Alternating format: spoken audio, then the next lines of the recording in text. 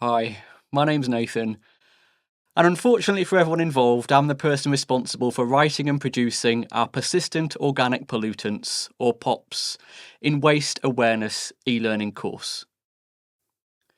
If you've not already completed it, or are planning on completing the course, the objective of the course is to introduce you to POPs, and how waste containing them, above certain thresholds, is classified and managed. Since we launched the first version of the course in 2024, there have been some updates to the regulations which define how waste containing POPs is classified. These changes came into force on the 1st of April 2025 and were introduced by the Persistent Organic Pollutants Amendment Regulations 2025. At the same time, there were some further amending regulations known as the Persistent Organic Pollutants Amendment Number 2 Regulations 2025. But we can ignore these in terms of the management of waste, as they don't concern POPs in waste. What we're particularly interested in is the amendments in the regulations to something called Annex 4.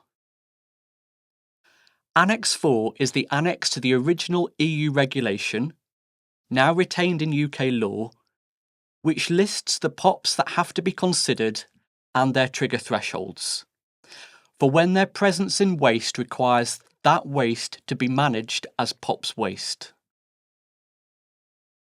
There are 4 new substances or groups of substances added to the list, along with corresponding thresholds.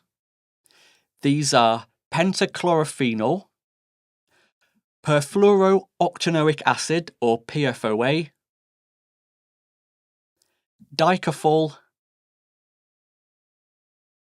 and perfluorohexane sulfonic acid. What this means is that from the 1st of April 2025, if waste contains these substances, or in some cases compounds related to these substances, at or above the trigger thresholds detailed in the regulations, then that waste will be POPs waste, and subject to the associated waste management controls. In addition, for tetra, penta, hexa, hepta and deca bromodimethyl ether, which are a group of substances often found in furniture and electrical and electronic equipment, the combined trigger threshold has been cut in half from 1,000 milligrams per kilogram to 500 milligrams per kilogram.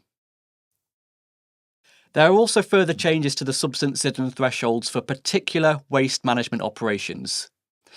For the full details, please see the amending regulations. We've provided a link below this video to them. If you've not taken our course yet, we've updated it to take into account all of these changes, along with our updated guidance and glossary, which you can download from within the course. So you don't need to do anything. If you've taken our course already, then you can log back in using the link you were originally provided with. And as long as you use the same email address you registered on the course with the first time, then you can go back over the new version of the course again with all the updates. You'll automatically be logged into the latest version. If you've taken the course recently and you don't want to sit through it again, just to get the updates, then please look out for an email from us. This email will have a link in it to download an updated version of our glossary, which includes the additional substances, explanations, and updated trigger thresholds. If you need any help at all, please don't hesitate to get in touch with us.